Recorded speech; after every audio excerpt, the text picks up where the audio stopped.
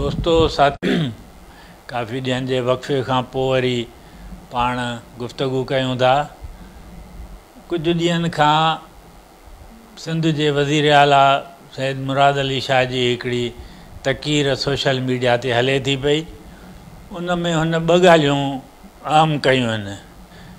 हिकिड़ो त इहो चयो अथई त असां सिंधु देश वारनि सां सदाईं मुक़ाबिलो कयो आहे। ॿी ॻाल्हि इहा चई अथई सवाल जे अंदाज़ में उनजे में त पुछियो वञे सन केरु वेंदो हुयो। जेकॾहिं इहा पोईं ॻाल्हि हू न करे हा त शायदि मूंखे इन वीडियो भरण जी ज़रूरत न पवे हा, छो त पहिरीं जेका ॻाल्हि आहे उहा इन्हनि पीपल्स पार्टीअ वारनि जो कल्चर आहे। पर हीउ जॾहिं सन ते हमिलो करे थो त इहो कोन्हे त सन जी टाउन कमेटी या सन जे रोड रस्ते जी ॻाल्हि थो हू करे। जॾहिं सन ते हू हमिलो करे थो त हू हिकिड़ी सोच ते, हिकिड़े फ़िक्र ते, हिकिड़े किरदार ते ऐं हिकिड़े मक़सद ते, हिकिड़े पैगाम ते हमिलो थो करे, अटैक थो करे। तंहिंजे करे उनजो जवाबु ॾियणु ज़रूरी आहे। बाक़ी जेका हू ॻाल्हि थो करे त असां सिंधु देशनि खे मुंहुं ॾिनो आहे, मुक़ाबिलो असां कयो आहे, इहो केरु पुछेसि इहो कंहिंसां मुखातिबु आहे या कंहिंखे थो दांह ॾिए, कंहिं वटि पंहिंजूं मार्कूं थो वधाए। त इहो इस्टेब्लिशमेंट वटि पीपल्स पार्टीअ जो धंधो आहे। पहिरें ॾींहं खां जॾहिं हुननि खे इक़्तिदारु वठिणो हूंदो आहे या इक़्तिदारु बचाइणो हूंदो आहे या पंहिंजी करप्शन लिकाइणी हूंदी आहे, तॾहिं हू सिंध में क़ौमपरस्तीअ जो हिकिड़ो हवा खड़ो करे ऐं पोइ वरी हुननि सां ॿाहूं ॿधंदा आहिनि त हाणे असांखे बचायो, असांजी करप्शन लिकायो, असांखे कुर्सीअ ते वेहणु ॾियो त असां क़ौमपरस्तनि खे मुंहुं ॾींदासीं। पीपल्स पार्टी जो बानी ज़ुल्फ़िकार अली भुट्टो कैनेडा वियो, उते का ज़रूरत कोन हुई, उते वञी चई त GS वारा हीअं आहिनि, GS वारा हीअं आहिनि, मां उन्हनि खे मुंहुं थो ॾियां।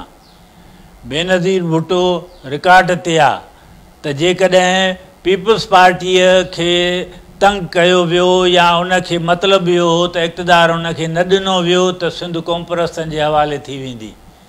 त इहो इन्हनि जो धंधो आहे। हे बि उहो ई साॻियो थो करे। हाणे इन्हनि ते प्रेशर पियो आहे, पंहिंजा इन्हनि जा अफ़ाल बुछड़ा अथनि उन जे ते, तॾहिं इहा ॻाल्हि थो करे। तंहिं करे उहा एॾी वॾी ॻाल्हि कोन हुई। पर हीअ ॻाल्हि आहे, इन जो जवाबु ॾियणु हुनखे ज़रूरी आहे।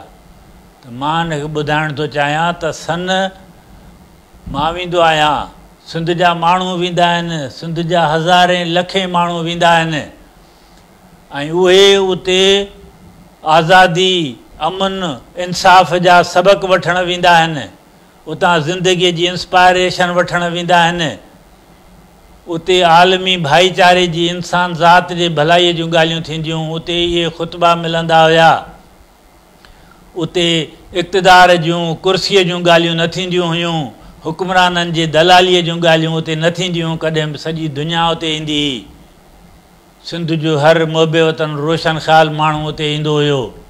शेख अयाज़ उते वेंदो हो, तनवीर अब्बासी उते वेंदो हो, मोहम्मद इब्राहिम जोयो उते वेंदो हो, ग़ुलाम अहमद गिरामी उते वेंदो हुयो।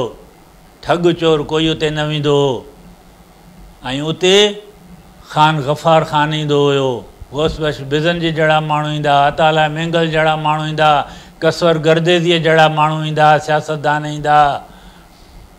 ऐं शाह साहिब तोखे इहो बि मां ॿुधायां त तुंहिंजो लीडर, तुंहिंजो सियासी लीडर जंहिंजो खटियो थो खईं, जंहिंजे नाले ते सियासत थो करीं, उहो बि सन में आयो हो।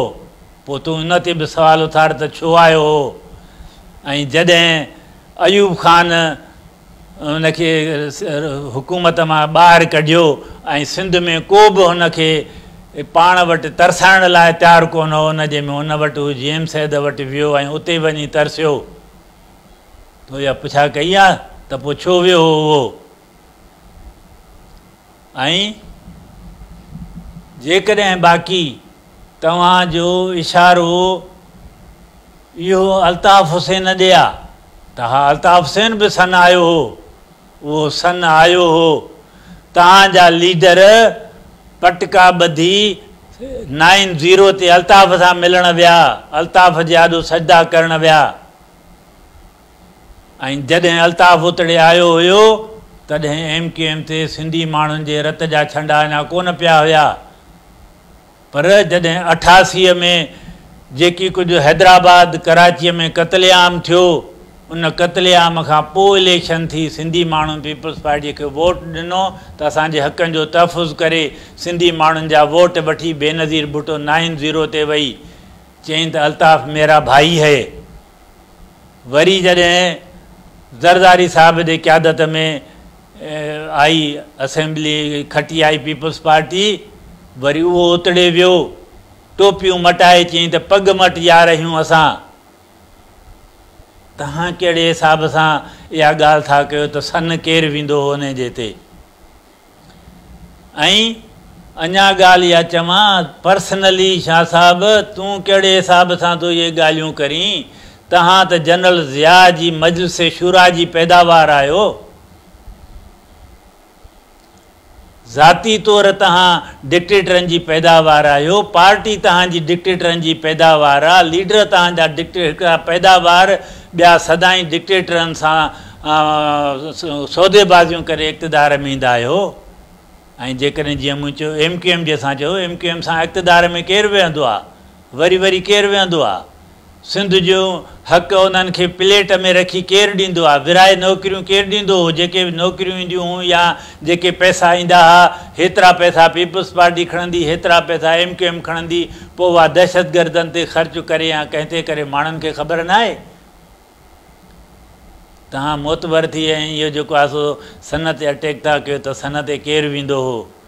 सन हितड़े न रुॻो सिंध में, बरे सग़ीर में इंसान ज़ात जे भाईचारे जो, आलमी अमुन जो, जमहूरियत जो मर्कज़ रहियो आहे। इहो त सिंधीअ में चवणी आहे धकनि जा शायदि फट आहिनि।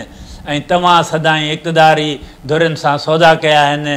ऐं पोइ जॾहिं वरी उहे ई तव्हां हिते क़ौमुनि जे तहरीकुनि ते, अवामी तहरीकुनि ते छापा हणी हुक्मराननि सां सौदेबाज़ियूं कयूं आहिनि, उहा कहाणी वरी कंहिं ॿिए दफ़े ॿुधाइबी।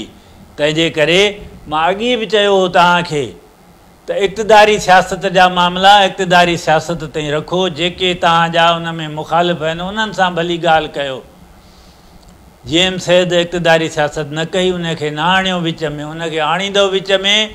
अञा कहाणियूं घणियूं आहिनि तव्हां जूं, तव्हांजे लीडरनि जूं, पोइ उहे बि ईंदियूं मैदान ते, पोइ वरी दाहूं न कजो।